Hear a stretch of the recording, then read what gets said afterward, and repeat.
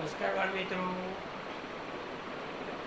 આપણે આજે ધોરણ 3-4માં હિન્દી વિષયમાં સ્વર और व्यंजनના વિશે ભણીશું। तो हिंदी वर्णमाला में स्वर तथा व्यंजन, तो वर्णमाला पहले किसे कहते हैं वो समझना पड़ेगा हमें। तो भाषा की सबसे छोटी इकाई वर्ण है यानी अक्षर कहलाती है। वर्णों के उच्चारण के समूह को वर्णमाला कहते हैं। हिंदी वर्णमाला में कुल 52 वर्ण हैं, जिनमें से 11 स्वर और 41 व्यंजन है। तो आज हम स्वर और व्यंजन के बारे में पढ़ेंगे। तो स्वर किसे कहते हैं? तो जिन वर्णों का उच्चारण बिना किसी अवरोध से होता है उन्हें स्वर कहते हैं। तो स्वर कौन कौन से हैं? तो अ, आ, ई, उ, रू, ए, ओ और औ। तो 11 स्वर हैं। तो स्वरों का भी वर्गीकरण किया गया है। तो स्वरों को भी 3 प्रकार के होते हैं। कैसे? तो एक ह्रस्व स्वर, दूसरा दीर्घ स्वर और तीसरा क्लुप्त स्वर। इसमें से ह्रस्व स्वर किसे कहते हैं वो समझेंगे हम। तो इनकी संख्या 4 होती है। ह्रस्व स्वर की संख्या कुल 4 होती है। इनके उच्चारण में कम से कम समय लगता है। वो 4 कौन कौन से हैं? तो अ, ई, उ और रू। यानी कि अ बोलने में कितना टाइम लग रहा है? थोड़ा सा। देखो अ बोल गया थोड़ा देर में मैंने।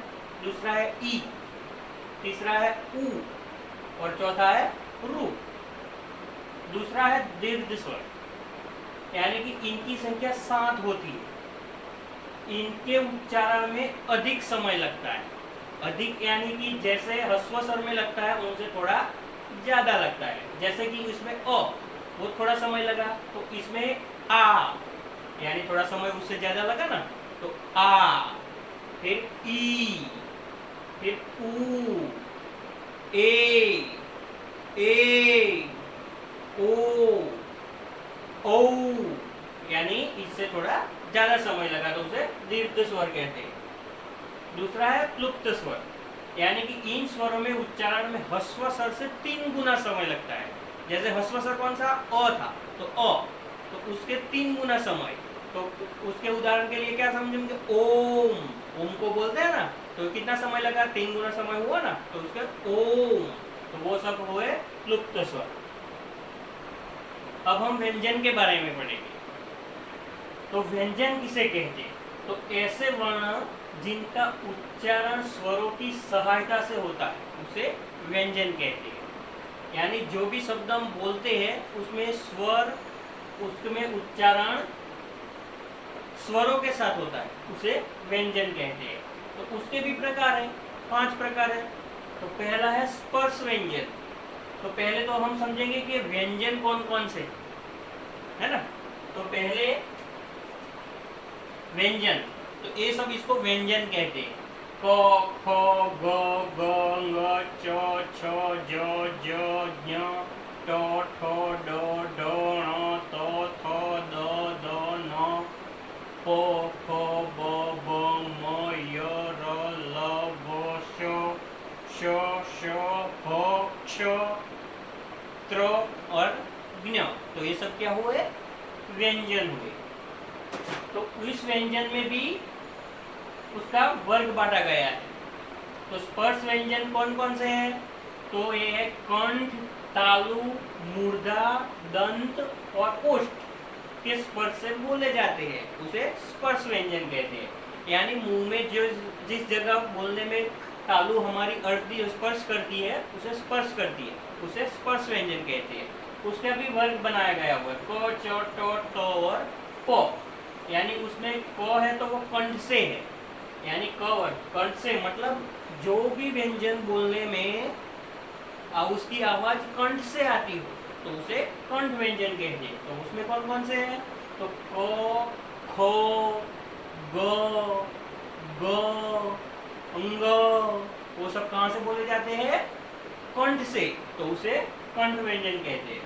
दूसरा है च वर्ग, तो वो तालु से बोला जाता है।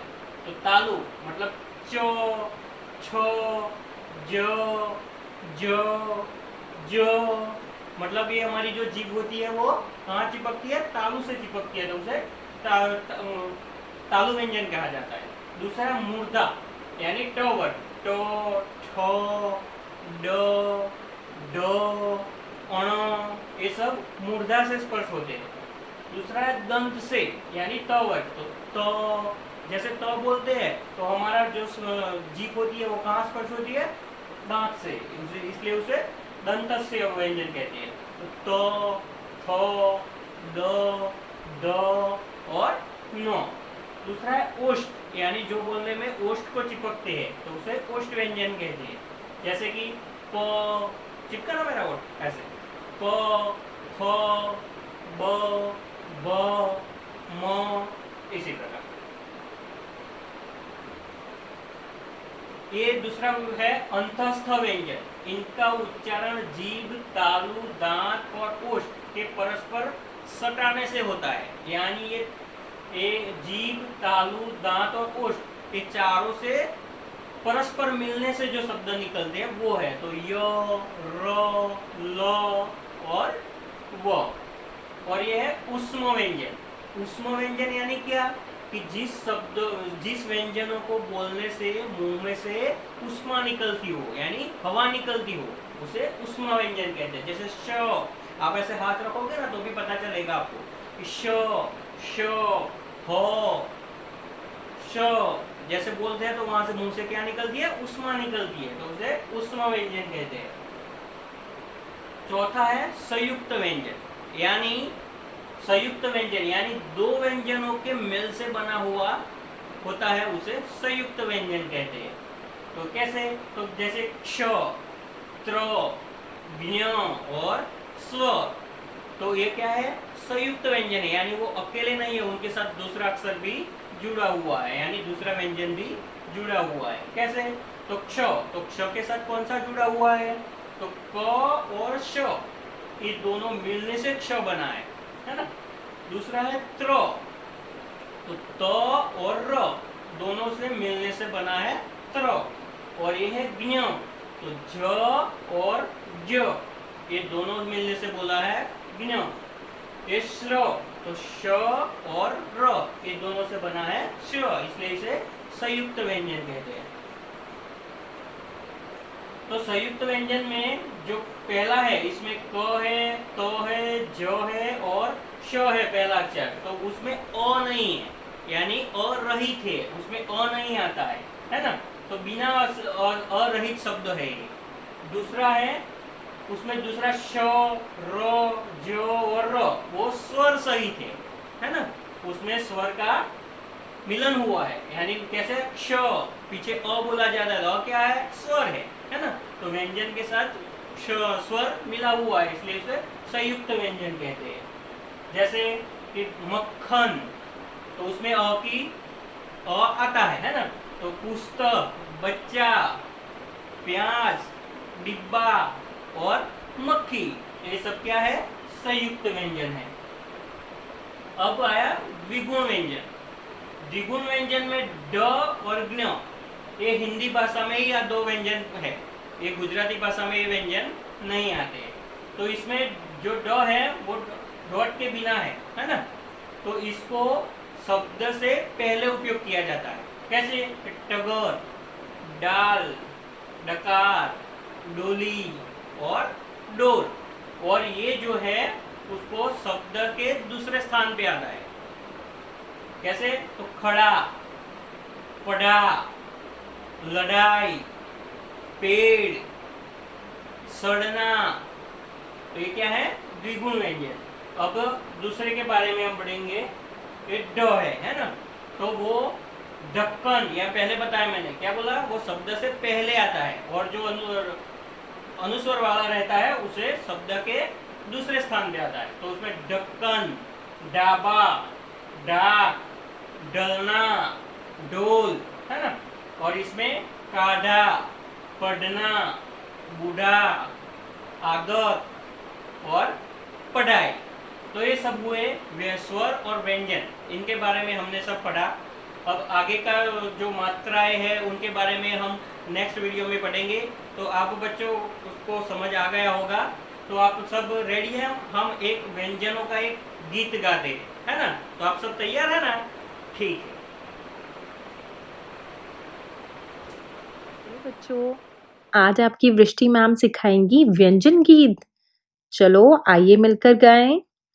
क केला तोड़ा माली ने, ख खीरा रखा थाली में, ग गमले में तुम फूल उगाना, घ घड़ी सुनाए टिक टिक गाना, ड़ को घ के बाद है आना, च चम्मच से हम खाना खाते, छ छाता लेकर धूप में जाते, ज जहाज पानी में चलता, झ झंडा ऊंचा लहराता, इया नाक से बोला जाता, ट टमाटर में है लाली, ठ थैला भरकर लाया माली, ड डमरू बाजे डम डम डम, ढ ढोलक बाजे ढम ढम ढम, ड़ को बुलाओ दम दम दम, त ताला है दरवाजे पर, थ थर्मस लेकर अंदर आना, द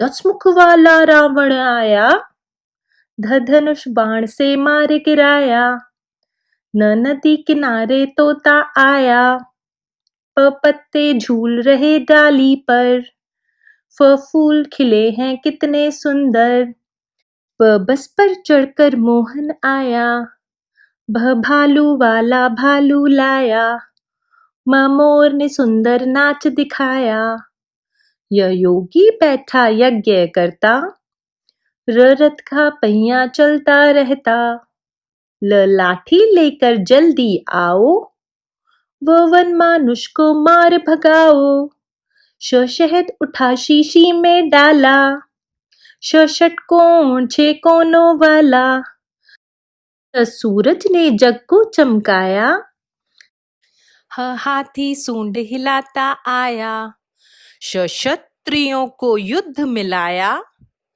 त्रिशूल से युद्ध जिताया, ज्ञानियों का ज्ञान बचाया, ज्ञानियों का ज्ञान बचाया।